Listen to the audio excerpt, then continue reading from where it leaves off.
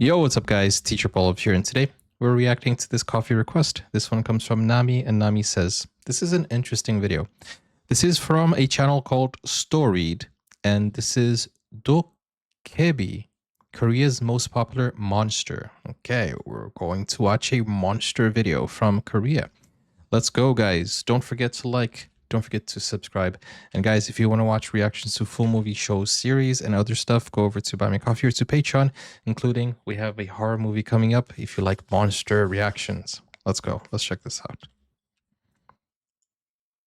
Monsters are meant to be scary, right? It's kind of their deal. So why is Korea's most well-known monster not all that frightening? Dokkaebi can cause misfortune or make That you is rich, frightening. but rarely is fear used to teach a lesson or make a point. And the Dokkaebi are certainly having a moment, thanks to K-pop demon hunters. Oh. This modern interpretation shares qualities with its ancient predecessors. They are brutish in appearance and possess immense supernatural power. In the film, the Dokkaebi use their power of illusion to turn themselves into humans and cause chaos. I had no idea that the demons in the Demon Hunters, which we reacted to, by the way, we were the first ones to react to this movie, guys. Go check it out. It's on Patreon, Buy Me a Coffee, and it's also on YouTube here, the cut down version. Anyways, but when I watched this, I didn't know it was the Dokkaebi. I don't know. I didn't know they were called Dokkaebi. The Dokkaebi of the past use their goblin-like temperament and abilities to test humans' ingenuity and moral character. So why was Korea's most famous monster traditionally not that scary? And how did it go from magic wielding to the evil demons depicted in K-pop Demon Hunters? Oh, interesting. The global phenomenon of K-pop demon hunters shines a spotlight on Korean mythology, and the most common demons the heroes hunt in the movie are Dokkaebi. Historically, the Dokkaebi forms generally look like the monsters we see today, and come in a variety of physical characteristics. Some are short and broad, while others are scrawny. Some of them just have one eye. Similarities include pointed ears, sharp claws, pronounced teeth, and strange skin tones. In common with their folkloric roots, the modern interpretation of the goblin-like spirits isn't locked into a single form. They're just as likely to disguise themselves as ordinary humans, to slip undetected into everyday life. But Dokkaebi are, how do I say this nicely, charmingly gullible, which leaves the door open for the female members of the pop idol group Huntrix to foil the Dokkaebi spirits hiding in plain sight. It's a flashy modern twist to a monster deeply rooted in Korean history. They are easily tricked, and humans get annoyed with them pretty quickly. Historically, they can take the form of an inanimate object. Some people claim that when a spirit occupies an object, usually one that is worn out and old, the object influences the Dokkaebi's monster's appearance. In one popular example, after the creature inhabits a broom, it only has one leg. Inanimate objects that have been stained with blood are particularly common places for them to inhabit, and those often have red faces. They are not true shapeshifters, but instead are able to create a sort of elaborate illusion. In their true monster So wait a second. I thought this whole time it was just, normal demon hunters, but it's actually rooted in Korean history. It's actually Korean folklore here. That is so interesting. I feel like the more I watch things related to K-pop demon hunters, the more depth it has. It's so interesting. The amount of work that went into that movie is so complex. It's so interesting. That is really cool. And no wonder it blew up, because it's very well made. But I didn't know that the story had so much depth into it as well. Dokkaebi are hairy and fanged with massive bulging eyes. Most have one or two horns. And beware, these physical traits begin to transfer to humans they interact with, who, as you can imagine, don't love the idea of looking like an actual monster. In some tales, the sudden appearance of fire, which manifests as a blue flame or glittering light, is a sign that the Dokkaebi are nearby. The earliest written record of Dokkaebi shows up in a collection of Korean history, religion, and literature compiled by a Buddhist monk in the 13th century. The memorabilia of the Three Kingdoms represents a much longer oral history and includes multiple mentions of the Dokkaebi, portraying them as monsters but not evil. One story that includes them goes back to around the 6th century. While the Dokkaebi and K-pop demon hunters are imagined as monstrous adversaries, a clear and present threat to the heroes, this portrayal differs from their ancient roots, where Dokkaebi aren't always predator-like. Dokkaebi are traditionally believed to possess immense supernatural powers. In some traditions, they can bless humans with good harvests, abundant catches, and great fortune, even acting as protectors against evil spirits. Yet, depending on the region, folklore also warns that Dokkaebi may cause misfortune, bringing fires or spreading disease. So why were they sometimes harmful, but could also bring good fortune? For most Wait, of Korea's is that if they can be good and bad? Is that kind of like what the main character? I forgot his name now, but he could be on the good side, right? It's interesting.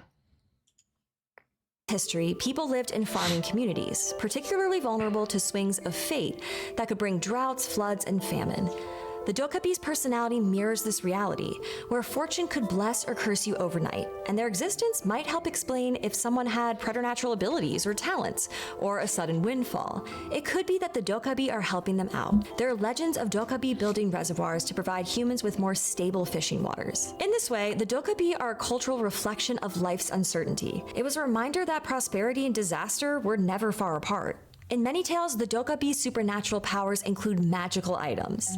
Some sport a magical hat that renders them invisible. But their most popular accessory is a magic club, kind of like a magical wand. It can turn anything into gold, and or stretch out your body parts uncomfortably, but that's less fun. In a story first recorded in the 9th century, a kind woodsman harvesting ginkgo nuts for his family seeks shelter overnight from a storm in a remote cabin. He finds himself awoken by a raucous Dokkaebi party. Each monster has a club that makes food and drink miraculously appear. The woodsman, faced with an unexpected opportunity, steals one of the clubs and carries it home, becoming a wealthy man. The woodsman finds he is rewarded for seizing an opportunity of fortune to provide for his family. But when a selfish neighbor attempts to steal a club, the Dokkaebi attack. Confucianism has been an important and influential aspect of Korean culture for hundreds of years, and the Dokkaebi stories are often read through the lens of this philosophy. Confucianism is less about gods or an afterlife, and more about how humans should live well together. It stresses order and respect. Confucianism teaches the value of good deeds that will bring fortune, while bad character leads to downfall. Moral codes from Confucianism are interpreted in stories of the Dokkaebi. For instance, the story of the two woodcutters is a warning against greed that comes from a place of selfishness and emphasizes the responsibilities younger generations have for their family, which are important Confucian values. That neighbor screwed everything up. Come on. Dokkaebi are not particularly intelligent, and it's easy to trick them. This is a surprisingly important element to the legend. In Korean tradition, cleverness and intelligence are highly valued, and outwitting a Dokkaebi was a key to defeating it. In one story, a desperate widow in need of money decides to try her luck with the Dokkaebi. Knowing that they supposedly love buckwheat jelly, she uses the last of her funds to purchase a massive amount of buckwheat. She makes the jelly and sets a bowl outside, then waits. It was gone the next day. She continues to put out bowls of jelly, luring the monster closer and closer until he's forced to come to her doorstep. The next night, she asks the Dokkaebi to join her inside for a feast. Driven by hunger and her innocent pleading, he obliges. The following day, they dine together again, but this time he rewards her for her kindness with a pouch of jewels and coins, returning every few days until the widow was very rich and very bored of the Dokkaebi. She hatches a plan to stop his visits. Dokkaebi don't like blood or horse heads, so she smears horse blood all over her gate and places a decapitated head outside. After discovering the grisly trophy, the Dokkaebi never returns. The widow was able to provide a comfortable living for herself with some ingenuity, a bit of risk, and good hospitality. Again, all admirable traits to have. This is so interesting. I can't help but think that this is very similar to the Norwegian trolls. They're not too smart, but you know, it's interesting, isn't it, guys? And that the way the story was going, I thought it would end like that. You know, the troll, the kid who had a feast for the troll. You know that story? I thought it was going to the same fate, but it ended up differently. A bit of risk and good hospitality. Again, all admirable traits to have. After World War II and liberation from Japan, the Korean government banned outside media and cultural imports, an act primarily aimed at curtailing Japanese influence. Despite that effort, comics and films depicting Japanese oni found their way into South Korean culture, where oni-inspired representations of Dokkaebi influenced children's books, manga, and anime. The oni look similar to the Dokkaebi, horned with brightly colored skin and 2 long teeth. They're associated with punishment, disease, and even death. So perhaps the oni legend influenced the Dokkaebi lore, making them a little more sinister. Though some folklores are divided on that. While they may look similar, the oni are cruel, unlike the feisty and relatively harmless Dokkaebi. South Korean pop culture has increasingly been inspired by supernatural and folklore-based narratives, which is one of the reasons why video games, musicals, films, children's books, and TV series incorporating Dokkaebi are everywhere, many of which engage in social critique. In the popular 2016 South Korean drama The Lonely and Great God, I know him. a handsome and helpful 900-plus-year-old Dokkaebi enters into a doomed relationship with a human who can communicate with ghosts and other spirits. It honors Korean history while speaking to modern problems. Like in Kpop Demon Hunters, where the challenges of fitting in and finding one's true identity are explored through human and non-human characters. The filmmakers stated that they wanted to showcase Korea and its impressive array of folklore and mythology, and the Dokkaebi are part of the troupe of otherworldly creatures that explain the movie's backstory. It's both an homage and an invitation to learn more. It is so interesting how K-pop Demon Hunters has so many different layers. I didn't know.